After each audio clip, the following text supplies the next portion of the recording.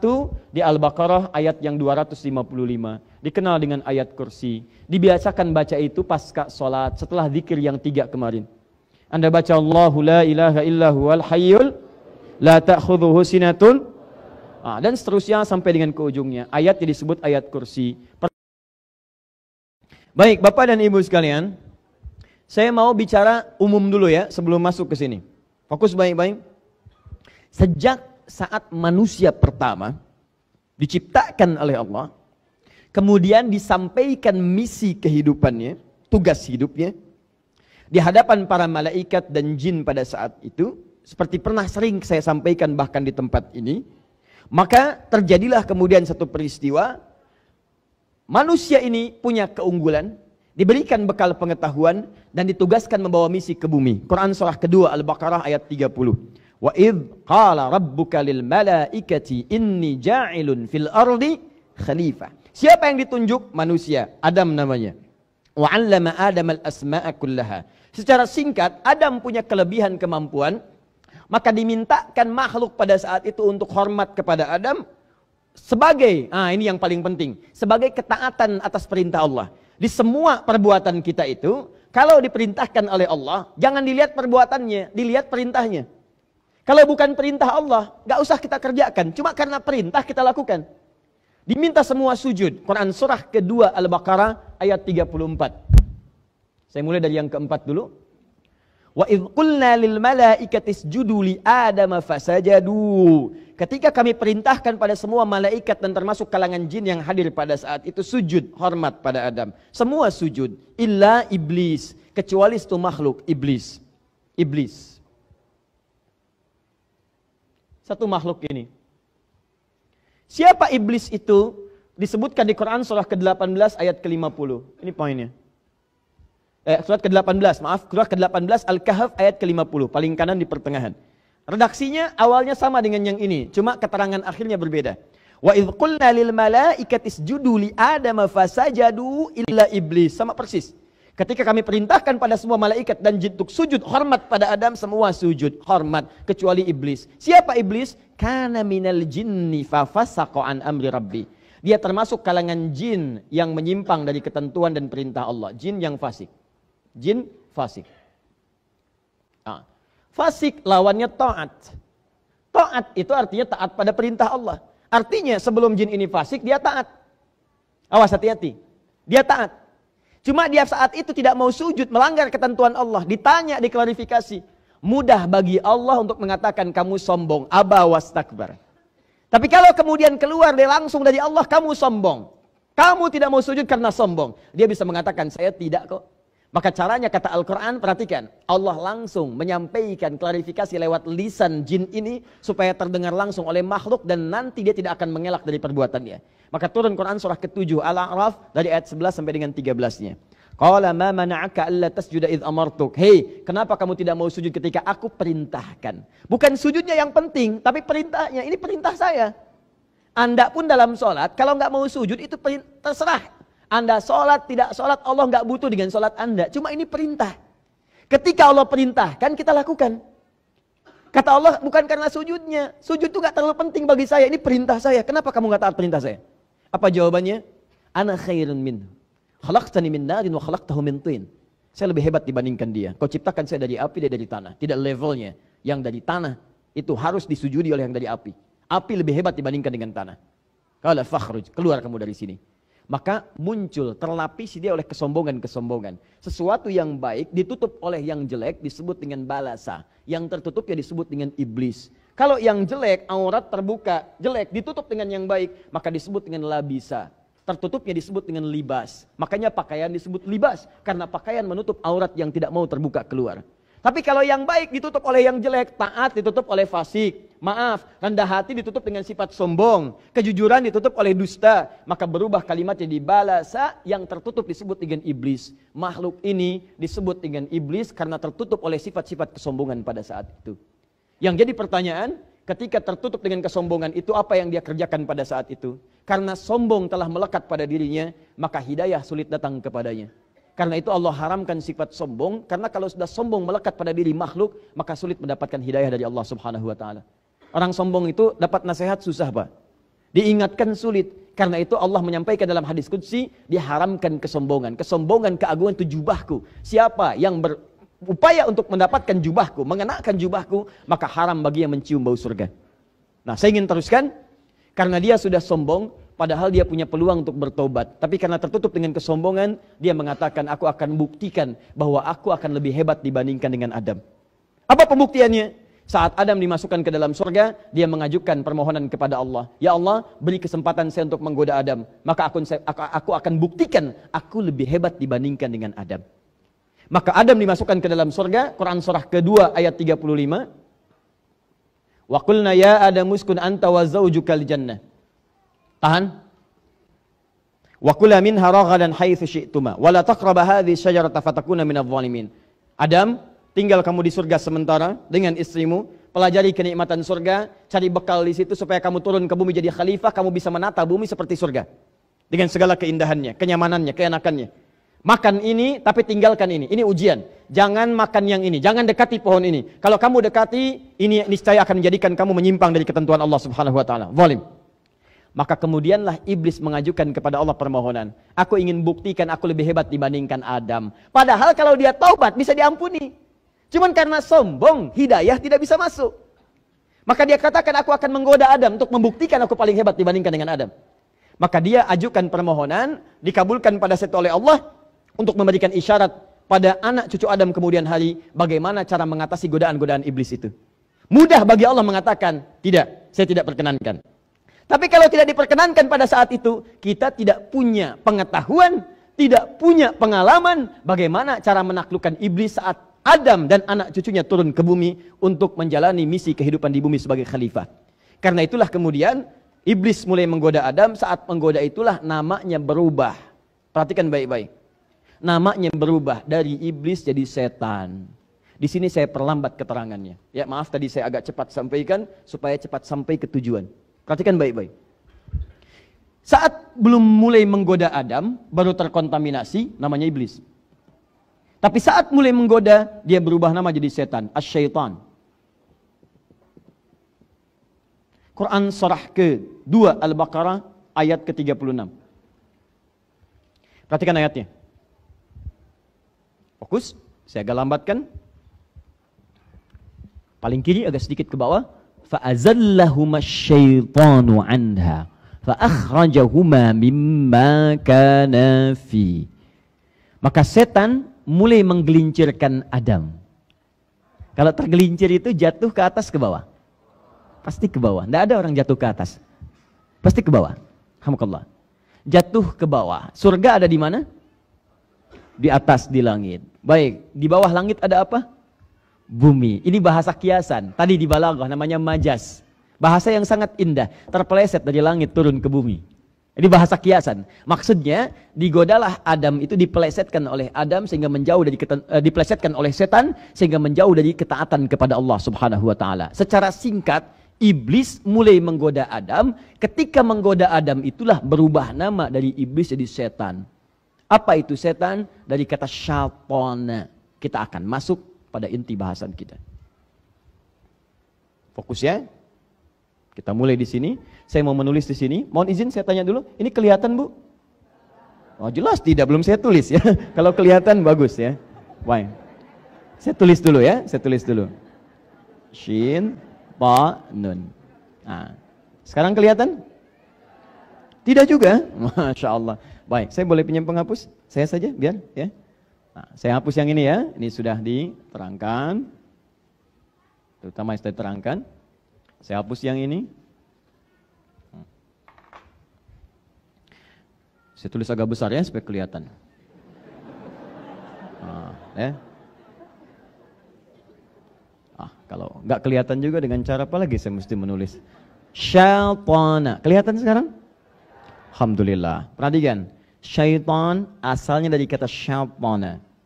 Syaitana berarti yang menjauhkan dari segala nilai kebaikan. Yang menjauhkan,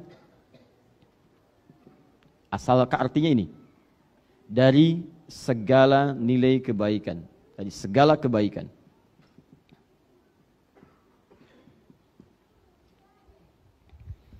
Jadi kalau Anda akan mengerjakan kebaikan, tiba-tiba ada sesuatu yang menjauhkan, jangan lakukan, jangan kerjakan, tinggalkan itu. Itu pekerjaannya saat membisiki Anda atau mengajak Anda menjauh disebut dengan syaitana. Kalau syaitana ini melekat pada satu benda atau makhluk, hidup ataupun mati, atau dimanfaatkan untuk menjauh dari nilai kebaikan, maka berubah kemudian makhluknya berubah dari syaitana jadi syaitan. Kalau itu melekat pada satu makhluk sifat syaitana, maka makhluk yang berubah nama jadi syaitan. Jadi syaitan artinya makhluk atau sosok atau bahkan sifat yang menjauhkan seorang hamba dari segala nilai-nilai kebaikan. Ini sifatnya. Kalau melekat pada satu makhluk, maka makhluknya disebut apa? Syaitan. Makhluk pertama yang disebut syaitan oleh Allah Subhanahu wa taala yang menjauhkan Adam dari nilai-nilai kebaikan. Harusnya Adam taat. Harusnya yang dilakukan oleh Adam, ini makan yang ini, makan yang itu. Nikmati ini, jauhi pohon ini, jauhi. Kata syaitan, dekati, dekati, dekati. Mendekati tidak baik, menjauhi itu baik. Dijauhkan dari kebaikan, didekatkan kepada larangan. Berlakulah kemudian hal yang tidak disukai oleh Allah Subhanahu wa taala, mengerjakan yang tidak baik. Ketika mengerjakan yang tidak baik itu terpeleset Adam, bahasa Al-Qur'annya yang mempelesetkan setan. Kenapa disebut setan? Karena dia menjauhkan dari nilai-nilai kebaikan yang ditetapkan oleh Allah Subhanahu wa taala. Paham sampai sini? Saya ingin kita paham dulu teman-teman sekalian, Bapak dan Ibu. Jadi kesimpulannya, setiap ada yang menjauhkan dari kebaikan, maka namanya apa? Ingat baik-baik, ingat namanya apa? Ulangi namanya apa? Jadi ingat, fokus baik-baik. Kalau ada manusia yang menjauhkan dari kebaikan, maka sifatnya apa namanya? Apakah ada manusia yang disebut setan? Ada. Ada. Buka Quran surah ke-6 ayat 112. Quran surah ke-6 ayat 112. Fokus baik-baik. Al-An'am ayat 112, paling kiri sebelah atas. Ya. Awal juz yang ke-8. Wa kadzalika ja'alna likulli nabiyyin aduwwa syayatinal insi wal jin. Yuhi ba'dhum ila ba'dhin zukhrufal qawli ghurura. Ada ayatnya? Demikianlah kami tetapkan, kami jadikan bagi setiap nabi itu punya musuh. Siapa musuhnya? Golongan-golongan setan. Apa yang dimaksud setan? Tadi saya kembalikan. Yang menjauhkan dari nilai-nilai kebaikan. Saya tanya pada Bapak dan Ibu, maaf ya, saya tanya dulu sebentar. Kalau Nabi ngajak pada kebaikan atau keburukan? Pasti baik. Ayo sholat, ayo berkata yang baik, ayo jujur, ayo tawadu, rendah hati, ayo terapkan nilai kebaikan dalam kehidupan masyarakat, jauhkan dari korupsi, jauhkan dari dusta, jauhkan dari fahsya, jauhkan dari yang kotor, semua baik. Cuma dia punya lawan, lawannya disebut dengan setan. Kenapa disebut setan? Karena saat Nabi mengajak pada yang baik, dia mengajak pada yang buruk. Gak benar itu, korupsi aja yuk korupsi. Gak benar itu, bohong aja yuk bohong. Gak benar itu, jorok aja yuk jorok. Ketika para Nabi mengajak pada kebaikan, maka lawannya mengajak kepada keburukan. Lawannya mengajak pada keburukan punya sifat yang melekat dengan nama yang sama, setan. Yang paling bahaya ketika disebutkan setannya disebut syayatinal insi wal jin. Setan dari kalangan manusia. Jadi sifat ini mengajak pada kejelekan ini bukan hanya melekat pada diri iblis yang asalnya jin, tapi juga bisa berpotensi melekat pada manusia.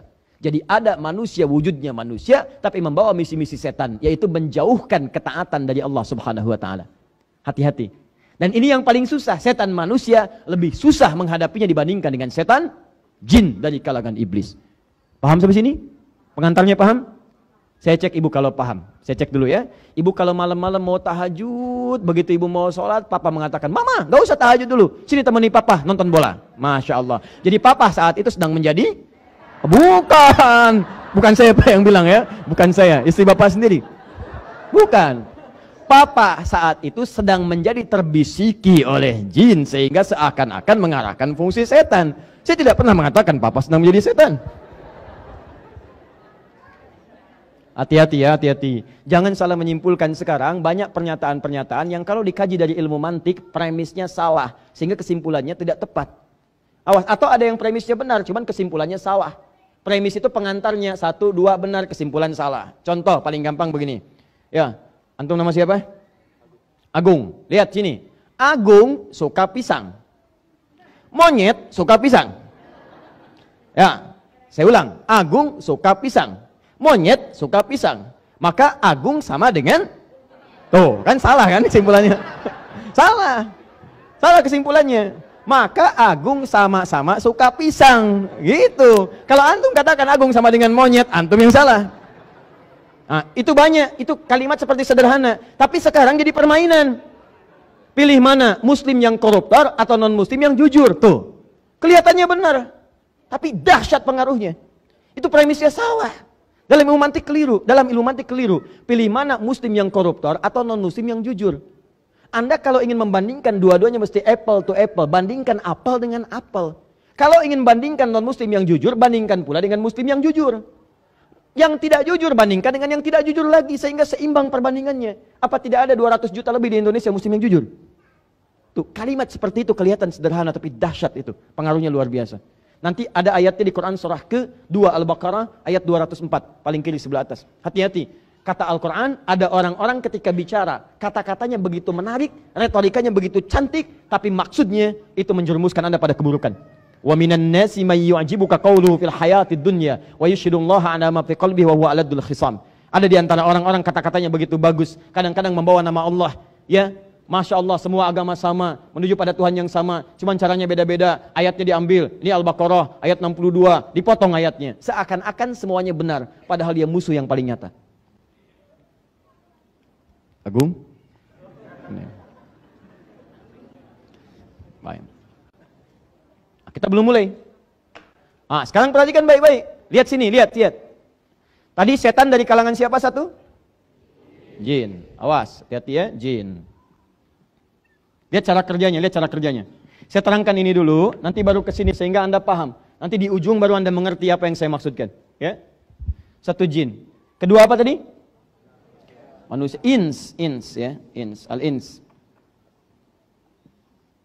Fokus. Apa artinya jin?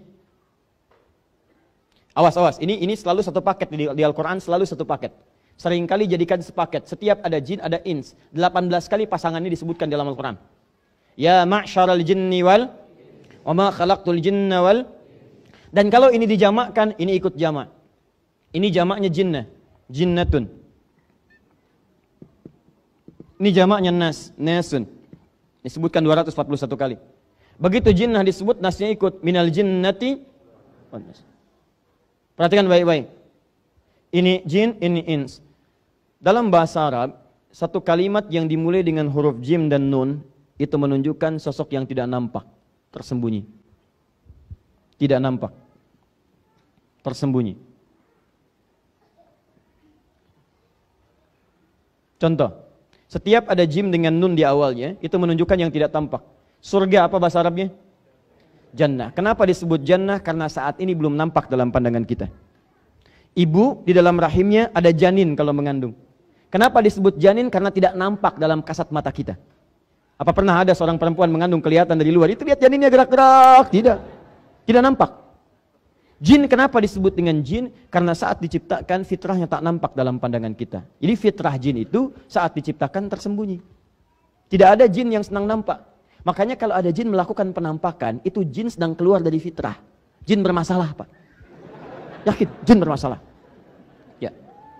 Yang paling banyak masalah adalah manusia-manusia yang cari penampakan jin. Itu pasti lebih punya masalah. Pasti itu. Ya, hindari orang itu. Karena dia mencari jin yang bermasalah. Maka manusia itu pun akan mendapatkan masalah. Awas hati-hati karena fitrah jin tersembunyi. Saya turunkan pada Anda. Itu punya 3 arti. 1 tidak nampak. 2 kasar. Tidak ada jin yang sopan. Silahkan cek. Apa pernah ada orang kerasukan jin datang ke pengajian? Ustadz Adi izin ikut ngaji? Nggak ada. Orang kalau kerasukan jin, kalau bukan kata-katanya meracau, tindakannya mengacau. Keluar kata-kata yang tidak bagus, tindakan yang tidak baik, itu jin. Penampakannya itu tidak menyenangkan, sifatnya kasar, tidak lembut. Sebaliknya manusia. Awas, ins. Kenapa disebut dengan ins? Makna pertama, lawan dari kata jin, nampak. Nampak, terlihat. Makanya manusia saat dilahirkan, suaranya, tangisannya terdengar, wujudnya ada. Tidak pernah ditemukan kemudian, maaf didengar suaranya, bayinya nggak ada. Mana ya? Nggak ada. Silahkan cek. Nampak. Karena itu fitrah manusia dalam kehidupan itu selalu nampak. Jadi kalau ada manusia senang sembunyi-sembunyi, maka dia sama dengan? Bukan tuh kan? Udah salah lagi ambil kesimpulan. Bukan. Sama dengan sedang keluar dari fitrahnya. Bukan sama dengan jin. Sama dengan sedang keluar dari fitrahnya. Pasti manusia ini sedang punya masalah. Seperti jin menampakkan diri atau melakukan penampakan sedang punya masalah, maka manusia yang senang sembunyi-sembunyi pasti punya masalah dalam hidupnya. Silahkan ibu cek. Biasanya papa masuk lewat pintu depan, sekarang sembunyi-sembunyi lewat pintu belakang. Handphone sembunyi-sembunyi, bawa kamar mandi, buka-buka gitu kan di situ. Sembunyi-sembunyi. Masuk kantor sembunyi-sembunyi. Ke masjid sembunyi-sembunyi. Tiba-tiba keluar lewat kotak infak, ya dan sebagainya. Nah,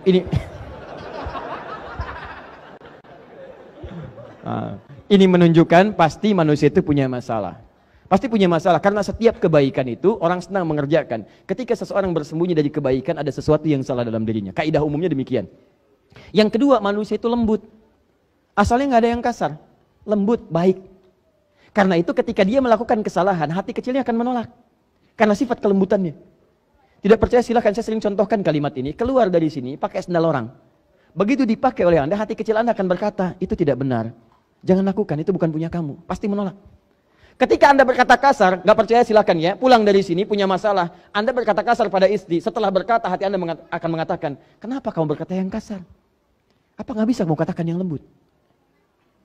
Kalau bisa kamu katakan sayang, katakan cinta, kenapa kamu katakan putus? Catat. Bapaknya nyatet di belakang. Bisa, keluar. Gak enak, rasanya gak enak. Nah teman-teman sekalian, fokus ini. Ini jin, ini ins. Kenapa saya terangkan dulu seperti itu? Supaya Anda tahu, ketika dua makhluk ini berpeluang menjadi setan, menjauhkan hamba Allah dari ketaatan kepada Allah, maka Anda perlu ketahui, sifatnya ada dua. Mungkin itu jin, tadi disebutkan, artinya tak nampak dalam pandangan. Di cara kerja setan itu, yang pertama kali dia lakukan adalah memberikan godaan langsung dari sisi yang tidak Anda ketahui. Cuman terdengar was-wasnya. Perhatikan, was-was itu bisikan-bisikan yang tak nampak langsung. Pada awalnya tak nampak langsung. Fokus ini. Ketika pertama kali setan disebut dengan jin, itu artinya cara kerja setan yang pertama memberikan bisikan-bisikan kepada jiwa kita dari sisi yang tidak kita lihat. Seakan-akan sudah ada bisikannya dalam dirinya. Kalau Anda merasakan bisikan seperti itu, maka yang sedang bekerja namanya setan dari kalangan jin. Ini satu. Paham? Pernah mendengar bisikan ini? Azan berkumandang, Allahu Akbar, Allahu Akbar. Sudah selesai, la ilaha illallah. Selesai, tiba-tiba ada bisikan. Salat nomor 2, nomor 1, terusin dulu aja makannya. Pernah dengar? Sinetronnya mau berakhir. Padahal orangnya tak nampak dalam pandangan kita. Sosoknya gak kelihatan. Itu artinya ada jin yang sedang berperan, membisikkan-bisikan pada diri kita. Itu setan, dari kalangan iblis. Baik, tahan sebentar. Pernah merasakan seperti ini? Begitu sudah selesai wudhu, tiba-tiba setelah selesai mau sholat, dalam diri kita tiba-tiba ada perasaan, kamu sebetulnya udah wudhu belum? Kayaknya batal nih tadi. Kayaknya batal kamu. Pernah punya perasaan begitu? Pertanyaan saya, kelihatan gak yang membisikkan itu? Enggak, itu jin. Setan dari kalangan jin. Baik, pernah punya perasaan begini setelah ibu pulang dari mall, sampai ke rumah, ngobrol malam dengan suami, tahu nggak tadi ada tas bagus banget saat di mall? Pernah begitu? Nanti suami ibu mengatakan, mah, tas itu kan fungsinya cuma untuk menampung barang-barang yang ringan, ada uang, ada kartu, ada macam-macam, ada mushaf, sederhana nggak apa-apa mah, yang penting bisa mengantarkan mamah ke surga. Kata mama, iya Pak ya, betul. Tapi yang tadi juga bagus kok Pak, bisa mengantarkan ke surga. Anda pulang dari pasar, ada barang yang diingat. Anda pulang dari mall, ada barang yang ingin dibeli. Tidak terbeli, masuk dalam pikiran. Pernah begitu? Baik, itu setan, ada setannya, kalangan jin. Fokus, awas hati-hati. Pernah menemukan DKM berselisih di masjid? Pernah, itu ada setan. Setan dari kalangan jin. Awas hati-hati. Pernah antum di kantor ada dorongan-dorongan untuk berbuat yang tidak pantas? Baik, kalau antum sudah naik levelnya, ada sekretarisnya, Masya Allah, satu ruangan dengan sekretaris laki-laki perempuan? Perempuan. Lihat ibu di rumah cuma 3 jam, sekretaris 8 jam, boleh masuk. Hati-hati, dorongan-dorongan tidak baik, di jalan, lewat, tampilan, gambar macam-macam, tiba-tiba muncul syahwat. Pernah ada perasaan seperti itu? Tuh, lihat. Antum kalau lihat iklan shampoo, yang dilihat shampoo-nya apa orangnya? Tuh. Ada setannya. Tapi tak nampak. Jadi seakan-akan dorongannya dalam jiwa. Ada dorongan sesuatu muncul dalam diri kita tuh. Siapa itu? Yang mendorong itu pada keburukan, jelas namanya setan. Kalau tak nampak berarti jin. Jadi cara kerja setan yang pertama, dia membisikkan langsung pada jiwa kita tanpa perantara. Dan itu disebutkan janjinya dalam Al-Quran surah keempat An-Nisa ayat ke-117 sampai dengan 118. Kalau dibaca dari ayat 116 ya akan nyambung sampai ke bawah. La'anahullah. Setan dilaknat oleh Allah. Setelah dia mengajukan proposal kepada Allah untuk menggoda Adam, diusir dari surga, dia mengatakan, izinkan saya turun ke bumi, sama-sama menggoda. Saya ingin buktikan saya lebih hebat daripada Adam dan keturunannya. Keturunan saya, kata iblis, akan lebih hebat dibandingkan Adam dan keturunannya. Maka dia ingin buktikan dengan menggoda anak cucu Adam. Maka turun mereka semua ke bumi. Quran surah kedua ayat 38. Qul nahbitu minha jami'a. Turun kalian semua ke bumi. Tapi ada janji Allah yang diberikan kemudian kepada anak cucu Adam sebagai benteng dari setan. Nanti kita akan lihat. Nah, saat diturunkan itulah setan dilaknat, dia berjanji kepada Allah. Lihat kalimatnya. La'anahullah. Wa qala la'attakhidanna min ibadika nasiban mafruḍa. Dia dilaknat oleh Allah, kemudian dia berjanji bersumpah di hadapan Allah. Lihat kalimatnya. Saya bersumpah ya Allah, saya akan manfaatkan bagian dari tubuh manusia untuk saya goda secara langsung. Digoda secara langsung tanpa perantara. Bagian dari tubuh manusia itu yang disebut dengan nafsu namanya. Nafsu. Nafsu nama lainnya disebut dengan fujur. Jadi kalau nafsu itu dalam dirinya, rambatannya disebut fujur. Jadi dia masuk ke dalam nafsu. Nah, nafsu. Kalau nafsu sudah dikuasai oleh setan, nanti dia akan merambat keburukan, memberikan sinyal-sinyal buruk. Buka Quran surah ke-12 ayat 53. Wa ma ubarri'u nafsi innan nafsa la'ammaratun bisu. Saya tidak bisa menjadikan diri saya suci karena ada nafsu. Nafsu itu seringkali mengarahkan pada keburukan. Siapa yang mengarahkan? Setan. Dia masuk ke nafsu, dia bisikan. Nah, ketika itu merambat masuk ke mata, maka mata melihat pada yang tidak baik. Masuk ke lisan, lisan bicara pada yang tidak baik. Masuk ke tangan, tangan mengerjakan hal yang tidak pantas. Masuk ke kaki, kaki berjalan dengan cara yang tidak elok, tidak baik. Maka rambatannya disebut dengan fujur. Nama lain nafsu itu fujur. Saat kita tercipta sudah ada fujur dalam diri kita. Quran surah ke-91 ayat 7 sampai 10. Wa nafsi wa ma sawwaha fa alhamaha fujuraha wa taqwaha. Fokus. Ingat baik-baik. Maka yang pertama kali dilakukan oleh setan, dia akan menggoda langsung ke dalam jiwa manusia yang disebut dengan nafsu. Dia akan manfaatkan nafsu. Masuk ke nafsu. Nih. Awas, awas, lihat baik-baik. Hati-hati ya, hati-hati. Hati-hati. Mau sholat, masuk nafsu, bisa gagal sholat. Mau tahajud, digoda lewat nafsu, bisa gagal tahajud. Mau baca Quran, dibikin ngantuk. Ya, mau sedekah, dibikin takut miskin. Mau dibuat kemudian macam-macam, dibuat supaya menjauh dari segala nilai kebaikan. Mau berbuat baik silaturahim, diputus dengan pertengkaran, diputus dengan perselisihan. Mau datang ke pengajian, datang bisikan-bisikan yang menjauhkan dan sebagainya. Bahkan yang paling dahsyat, peserta pengajian satu dengan yang lain bisa dibuat berantem, berselisih, saling menjelekkan dan sebagainya. Dia tidak sadar dia sedang dikuasai oleh setan. Kalau Anda tidak kenal setan yang mana yang menggoda Anda, maka disitulah bencananya akan muncul. Anda sulit untuk menghindarinya. Maka dari itu Bapak dan Ibu sekalian, teman-teman sekalian, pertama kali kita diajarkan pasca sholat untuk berlindung kepada Allah Subhanahu wa Ta'ala dari segala jenis setan yang kemungkinan akan selalu lekat menggoda dalam kehidupan kita. Awas, setiap selesai sholat. Kenapa setiap selesai sholat diajarkan zikir? Supaya dengan zikir ini dijaga, dibenteng kita dari setan. Karena orang-orang yang tak mampu berzikir itu yang disenangi oleh setan. Buka Quran surah 43 ayat 36. Quran surah ke-43 Az-Zukhruf ayat ke-36. Wa may ya'shu an dzikrir rahmani nuqayyid lahu syaitana. Awas, hati-hati. Fa huwa lahu qarin. Awas, awas, awas. Di sini Anda nanti mendengar ada istilah jin qarin. Fokus baik-baik. Wa may ya'shu an dzikrir rahmani, siapa yang abai dengan berzikir kepada Allah yang Maha Rahman. Enggak suka zikir. Pasca salat enggak mau zikir. Mau tidur enggak mau zikir. Bangun tidur tidak zikir. Awas, hati-hati, duduk susah zikir. Orang duduk zikir, bangun zikir, berbaring zikir. Alladzina yadhkurunallaha qiyaman wa qu'udan wa 'ala junubihim. Dia enggak mau zikir. Nah, setan itu akan lebih mudah menggoda orang yang tidak senang zikir. Enggak usah dibisikin, colek dari jauh aja. Udah maksiat. Paling senang siapa yang abai dengan zikir, bermohon mendekat kepada Allah Ar-Rahman, tidak ingat dengan Allah Ar-Rahman, awas, nuqayyid lahu syaitana, maka dia berpeluang dilekatkan pada dirinya setan. Dekat dengan dia. Jadi kalau Anda ingin lihat teman-temannya setan, gampang, lihat orang yang anti zikir. Lihat orang yang tidak suka berzikir. Zikir itu banyak zikir. Salat itu zikir. Salat itu zikir. Dalilnya Quran surah ke-20 ayat ke-14. Innani anallahu la ilaha illa ana fa'budni wa aqimis salata li dzikri. Saya Allah, tidak ada Tuhan selain saya, sembah saya. Bagaimana cara menyembahnya Allah? Cara menyembah kepada Allah, lihat, tunaikan salat sebagai zikir kepadaku. Di orang yang tidak pernah senang dengan salat, nggak senang salat, itu tandanya orang itu mudah untuk dilekati oleh setan. Makanya panggilan salat yang tidak disenangi oleh setan, sangat tidak disenangi. Lihat hadisnya di Abu Daud. Begitu adzan dikumandangkan, setan lari. Idza udzina fafarra syaitanu wa alaihi duratun. Kalau adzan dikumandangkan maka setan akan lari meninggalkan anak Adam sambil terbirit-birit. Lari dia.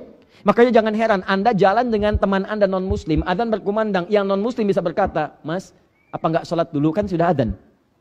Setannya lari, sedang tidak ada. Wa idza thuwiba fa'ada, ketika adzan selesai setan balik lagi menggoda. Yang muslim bisa jawab, "Tenang aja, baru adzan belum qomat." Balik. Datang. Jadi kalau orang-orang selalu meninggalkan sholat, jauh kemudian dari zikir kepada Allah, maka apa yang terjadi? Mudah dikerjai oleh setan, maka muncullah keburukan dalam dirinya. Bentuknya bisa dua, bisa fahsya, pornografi, porno aksi, LGBT, kata-kata jorok, hal-hal yang buruk, itu disebut dengan fahsya. Bisa mungkar, hoax itu mungkar, dusta itu mungkar, berselisih itu mungkar, merampok mungkar, membunuh apalagi mungkar. Makanya ketika Anda sholat, apa faedahnya? Menekan setan dan menjauhkan perbuatan fahsya dan mungkar. Turun Quran surah ke-29 ayat ke-45. Innas sholata tanha anil fahsyai wal munkar. Tuh, lihat, cek. Maaf Bapak Ibu, bacaan Al-Quran termasuk zikir. Apa dalilnya? Quran surah ke-15 ayat 9. Paling kanan pertengahan. Inna nahnu nazzalna dzikra wa inna lahu lahafizun. Kata Allah, kami yang telah turunkan Al-Quran sebagai zikir. Zikir. Dan kami yang menjaga Al-Quran itu. Bahkan kalau Anda bukan sekedar baca menggunakan mushaf, Anda menghafalkannya. Hafalkan yang pendek-pendek dulu, hafalkan yang mudah-mudah dulu. Begitu Anda hafalkan, Anda ulang-ulang. Itu saat mengulang bacaan Quran, Anda sedang berzikir. Karena penghafal Quran disebut sedang berzikir. Quran surah ke-54, ayat 17, ayat 22, ayat 32, ayat ke-40. Walaqad yassarnal Qur'ana lidzikri fahal mim muddakir. Kami mudahkan Al-Quran untuk diingat, dihafalkan.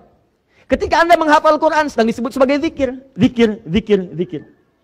Nah, jadi kalau Anda sering baca Quran, apalagi sering menghafal Quran, membacakan ayat-ayat pendek yang dihafal, surah-surah pendek, begitu lekat dengan Quran, salah satu manfaatnya, Anda akan langsung dijaga oleh Allah dari lekat-lekat setan yang mungkin menggoda kehidupan Anda. Di singkatnya, kalau ingin dibentengi oleh Allah langsung dari setan, di antara caranya, maka rajinlah berzikir. Di antara zikirnya, cari ayat-ayat Quran, surah-surah Quran, yang saat dibacakan, memohon perlindungan langsung kepada Allah supaya dijauhkan dari godaan setan ini. Karena sepanjang hidup, maaf ya, selama kita hidup, mustahil kita bisa menghindar dari godaan setan. Tapi kita bisa membentengi diri kita dari setan supaya dia lemah untuk menggoda diri kita. Paham sampai sini?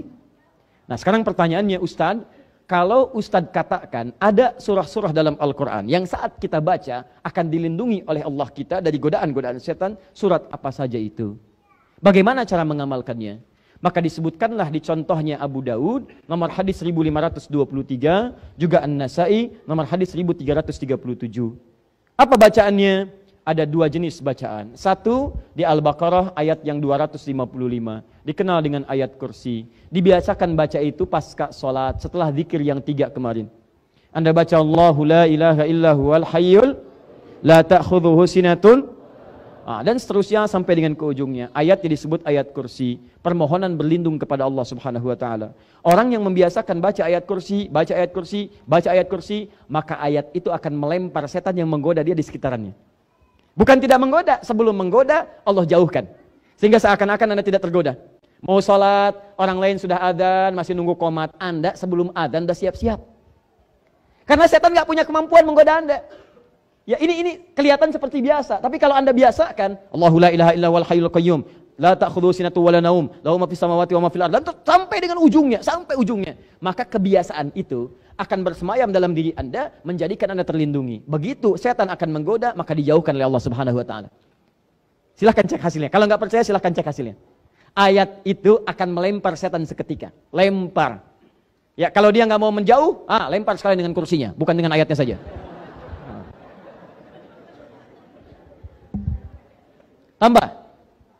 Tambahkan, awas, hati-hati. Fokus. Masih ingat cara kerja setan tadi? Pertama menggoda secara langsung. Melalui bisikan. Disebut dengan waswas. Baik, yang membisikkan langsung namanya apa tadi? Setan dari kalangan? Jin. Ustadz, apa saja jenisnya? Supaya saya bisa mengenalinya. Mau kenalan dengan setan? Tidak, nggak usah. Tapi kita kenali untuk kita hindari, bukan kita dekati. Setan ya